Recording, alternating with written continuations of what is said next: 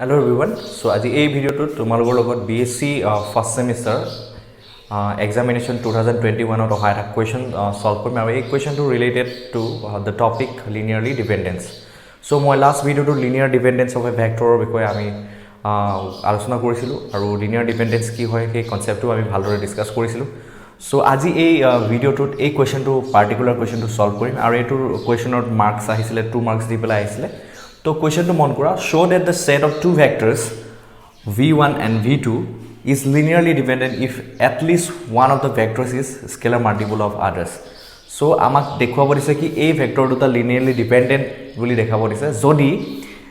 এটা যিকোনো এটা ভেক্টৰ অন্যটো ভেক্টৰ স্কেলাৰ মাল্টিপল হিচাপে যদি আমি এক্সপ্ৰেছ কৰিব পাৰো তেতিয়া হলে কি হ'ব বুলি ক'ব দিছে দেখাব দিছে যে these two vectors are linearly dependent that means these two vectors are linearly dependent if we can express one of these vectors as a linear combination that means as a scalar multiple of the other vector v2 that means v1 of like ami jodi ami enike dekhabo par v1 equal to suppose alpha v2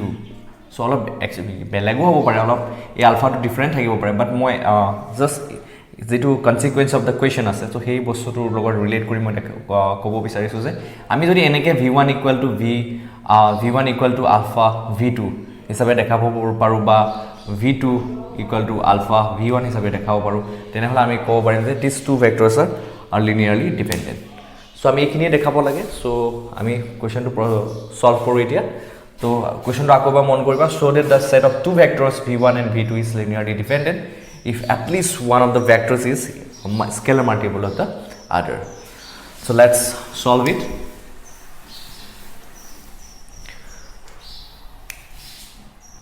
solution look at the solution given vectors amak ki dia ase jikita vector dia ase given vectors v1 and v2 are ki dia ase are amak ki dia ase linearly ki boli dia ase dependent boli dia ase so jehetu linearly dependent boli dia ase so according to the definition of linearly dependent ami ki paisilu so ami last video tot koisilu so আমি পঢ়িছিলো যে there exist scalars alpha 1 and alpha 2 কৰপৰা লৈছিলো scalar f ৰ পৰা আৰু f is a field আৰু ফিল্ডৰ ডেফিনেশনটো তোমালোকে মনত ৰাখিবা তো f is said to be a field এই f এটা সেট হয় এই সেটটোক আমি কি বুলি কম field বুলি কম if every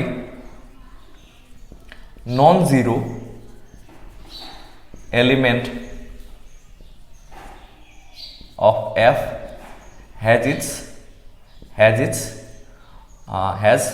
its multiplicative inverse ঠিক আছে f এটা সেট হয় তাত থকা এলিমেন্টবোৰ আমি কি বুলি কওঁ মই লাষ্ট ভিডিওটোত কৈছো f ৰ পৰা যিবোৰ এলিমেন্ট লো আমি সেই এলিমেন্টবিলাকক কি বুলি কওঁ স্কেলাৰ্স বুলি কওঁ আৰু f ক এটা ফিল্ড বুলি কম f সেটক এটা ফিল্ড বুলি কম কিতিয়া যেতিয়া ইয়াত থকা যিবোৰ নন জিৰো এলিমেন্ট আছে সেই নন জিৰো এলিমেন্টবোৰৰ কাৰণে যদি মাল্টিপ্লিকেটিভ ইনভাৰ্স এক্সিষ্ট হয় ৰাইট সো এতিয়া সোৱা given vectors are v1 and v2 আৰু কি দিয়া আছে লিনিয়াৰলি ডিপেন্ডেন্ট আৰু লিনিয়াৰলি ডিপেন্ডেন্ট হলে কি হ'ব লাগিব আমি এনেকুৱা দুটামান স্কেলাৰ পাব লাগিব এনেকুৱা কেইটামান স্কেলাৰ পাব লাগিব alpha 1 alpha 2 ইয়া দুটা লৈছো কিয় কাৰণে দুটা ভেক্টৰৰ কথা কোৱা আছে तो कोड पाबो লাগিব f to such that not all of them are zero that means so ইয়াৰে এই দুটা আছে দুটাৰে যিকোনো এটা জিৰো হ'ব পাৰে বাট গুটে গিটা that means at the same time দুইটা স্কেলাৰে কি হ'ব নোৱাৰে জিৰো হ'ব নোৱাৰে not all of them are zero so meaning to হল হেতু not all of them are zero so that এই স্কেলাৰ কেটাই হইতে যদি আমি এই v1 v2 ভেক্টৰ দুটাৰ আমি যদি লিনিয়াৰ কম্বিনেশন লওঁ তো এই লিনিয়াৰ কম্বিনেশনটো কি হ'ব 0 হ'ব সো এটুৱে আছিল এটু আছিল লিনিয়াৰ ডিপেন্ডেন্সৰ যেটো ডেফিনেশন হয় ৰাইট এতিয়া আমি কি কৰিব লাগে এই v1 ভেক্টৰ v1 আৰু v2 ভেক্টৰ দুটা ইয়াৰ that means দুটা ভেক্টৰৰ যেটো সেট হয় এটু আমি লিনিয়াৰলি ডিপেন্ডেন্ট দেখাবলৈ কৈছে আৰু লিনিয়াৰলি ডিপেন্ডেন্ট হ'ব বুলি কৈছে দেখাবলৈ দিছে লিনিয়াৰলি ডিপেন্ডেন্ট হ'ব বুলি দেখাবলৈ দিছে যদিহে এই v1 বা v2 যিকোনো এটাক আনটোৰ স্কেলাৰ মাল্টিপল হিচাপে আমি দেখাব পাৰো এটা চোৱা সাপোজ আমি তাৰ কাৰণে আমি চোৱা সাপোজ প্ৰথমতে কি কনসিডাৰ কৰিছো suppose α1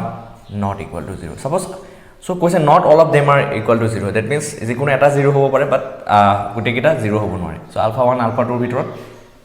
suppose first consideration to লৈছো যে α1 not equal to 0 so non zero লৈছো ঠিক আছে তো α1 যেতিয়া not equal to 0 f ৰ definition to কি হৈছে যে f is a field so প্ৰত্যেকটো non zero element ৰ কাৰণে multiplicative inverse exist হ'ব যেহেতু α1 is a member of the field since α1 is a member of the field f and α1 not equal to 0 so ইয়াৰ কাৰণে multiplicative inverse exist কৰিব α1 inverse exist কৰিব so suppose alpha1 not equal to 0 therefore and likhibo para since alpha1 belongs to f therefore alpha1 inverse exists to alpha1 inverse jodi exist kore tetia moi ei linear combination tok jodi alpha1 inverse er operate koru ki pam operating the multiplying etu equation number 1 bili dia multiplying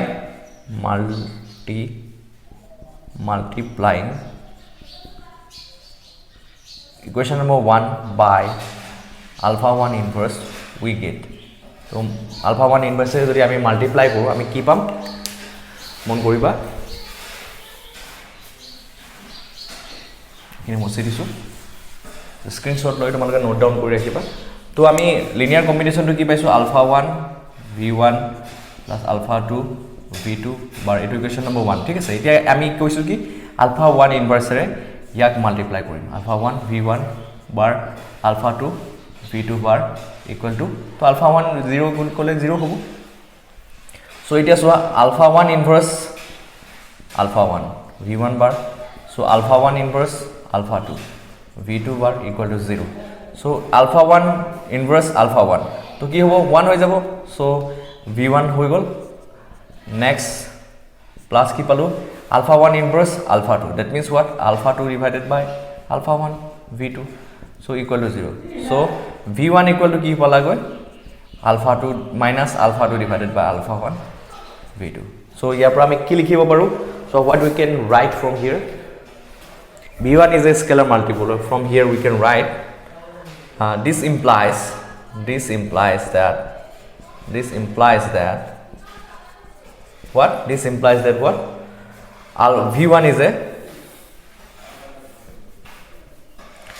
v1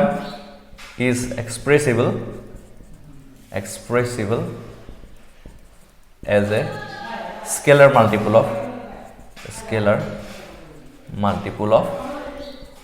of ki hoy v2 bar so hoy gol so first case to hoy gol ami first case to ami case 1 bili noy aro first আমি consideration two কি লইছো alpha1 not equal to যদি 0 বুলি consider কৰো তেনে হলে আমি কি দেখাব পাৰিলো তো v1 is expressible as scalar multiple of v2 so আমাক কৈছে কি কোৱেশ্চনটোত কৈছে যে আমি v1 কো v2 ৰ মাল্টিপল হিচাপে দেখাব পাৰিব লাগিব v2 ৰ স্কেলাৰ মাল্টিপল হিচাপে দেখাব পাৰিব লাগিব আৰু at the same time v2 কো আমি কিহৰ স্কেলাৰ মাল্টিপল হিচাপে দেখাব পাৰিব লাগিব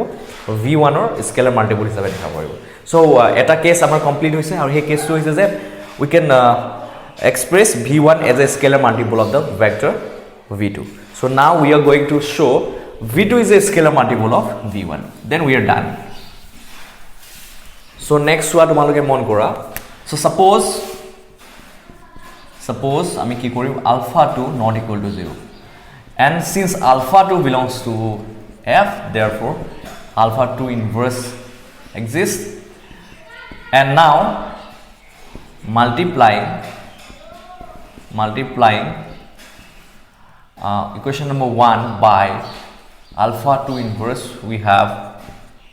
ami ki paum mon koriba je alpha2 inverse alpha1 v1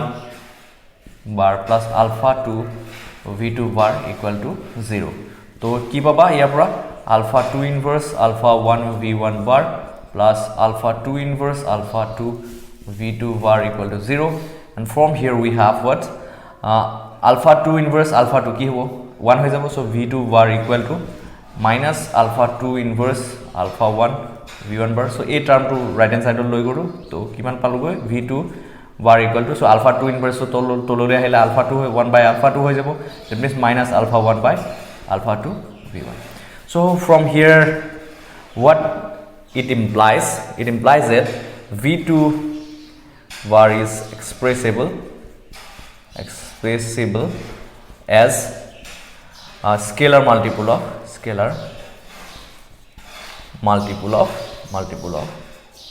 v1. So we are done. So in this way problem to ami solve koribo paru. So I hope tomorrow clear hoise. So ebur note down kori rakhiba.